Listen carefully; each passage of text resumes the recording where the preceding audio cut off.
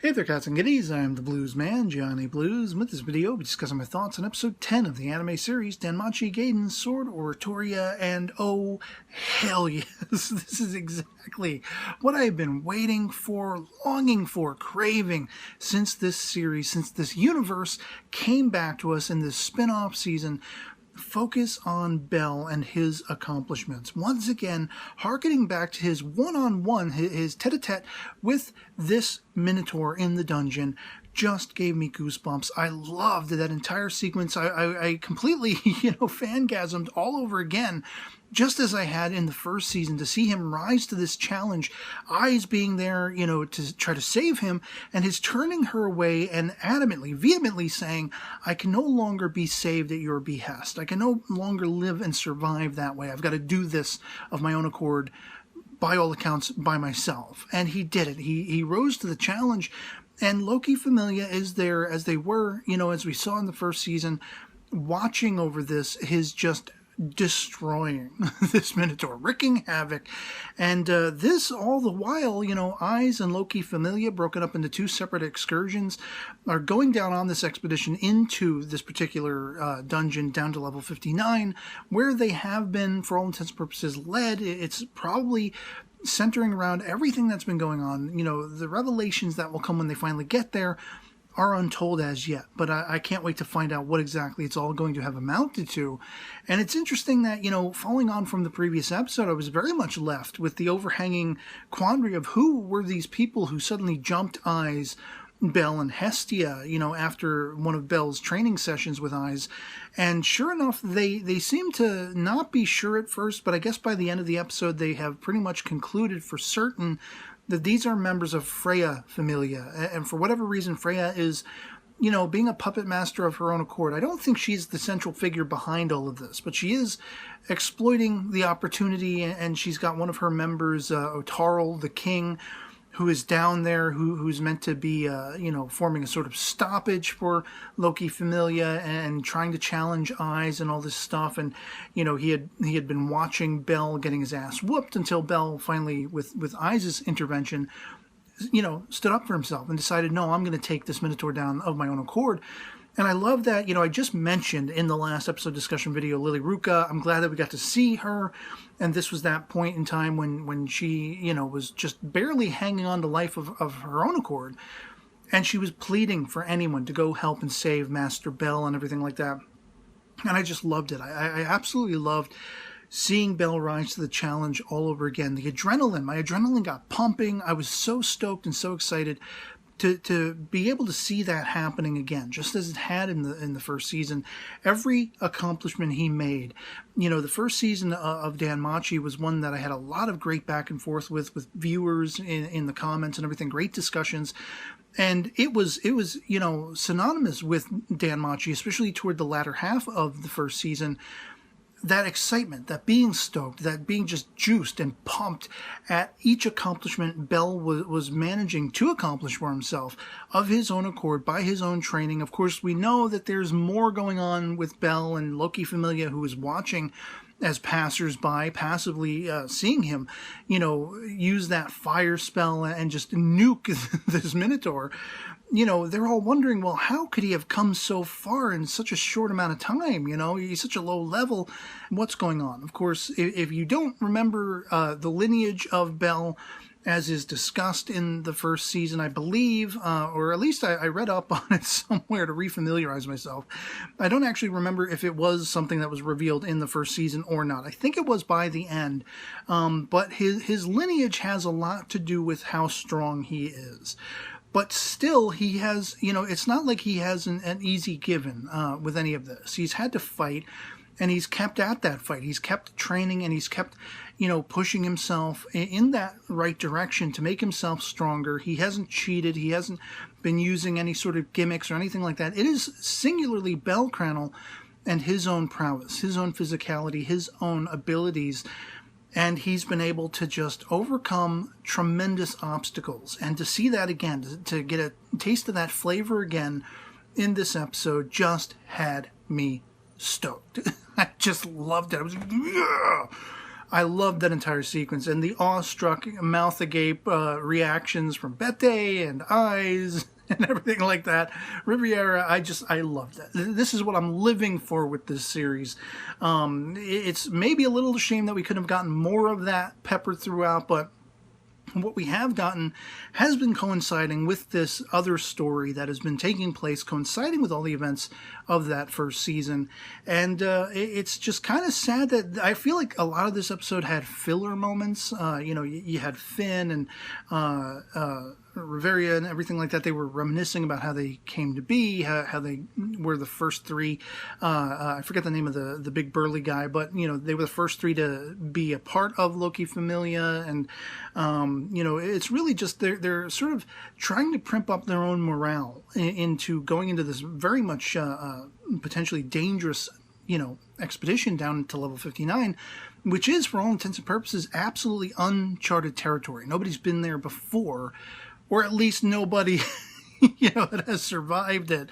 Apart possibly and potentially, from whoever the bad guys, whoever the antagonists of this whole unfolding affair are. I'm assuming that, the central figure in that equation is going to be Revis and whomever she's working with, if not singularly. I mean, I don't think Freya, Familia has that much involvement. They might be doing something coinciding with it, but I mean, you got Uranus, you got Fells, whomever Fells happens to be, and it didn't exactly allay my suspicions, like, could Lelune be Fells in some estimation? Because you had that moment where Lelune had sought out Eyes as she was preparing to leave on this expedition, and she gave her a little portable lunch. She also had sought out Lafia and given her one. But with the one she gave to Eyes came a little crystal that she's supposed to wear as she enters level 59. For what purpose, I don't know. I'm assuming it's a nefarious purpose because this comes from the air quotes cloaked dude, according to Lelune. And I'm just like, this is all too convenient. We don't know who this cloaked figure Fells is. Uranus is very much wanting to have all eyes kept on Loki Familia as they go down into the dungeon, keep an eye on what they're going to be getting up to, and whether they're going to be figuring this all out. And it's hard to tell whether Uranus actually knows. I almost have to wonder, like, I suspect Fells is working with the antagonists, but I almost have to wonder if Uranus is not observing things, but he's not actually involved. Like, maybe he's actually observing things from a more, honorable nature, like, he's concerned about what's going on, and we've been led to believe all this time that he might be a villain, an antagonist, whereas actually he might be a protagonistic character where he wants to stop whatever evil this is, and he's been aware of it. Maybe he's just, all-knowing, and he's observing everything. He's concerned about Loki Familia getting involved and everything like that. Maybe he knows a little more than what he has thus far led on, and it really, you could take or leave whether or not Fells is working with the antagonist. Maybe Uranus suspects that Fells is on his side, but this is a mysterious character that's playing all sides, in a very antagonistic sort of way. And Uranus, all along, we've thought he was a villain, but in fact, he's not. Maybe he's going to be a saving grace by the end. You never know.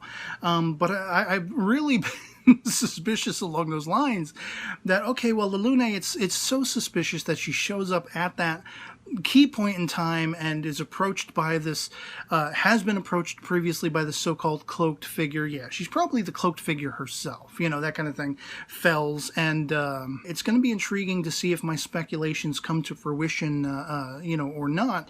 That, there might be calling back on Arya, Eyes' mother and her father. She has, again, reminiscences of them, flashbacks in this episode when considering how far Bel has become, how heroic he has become.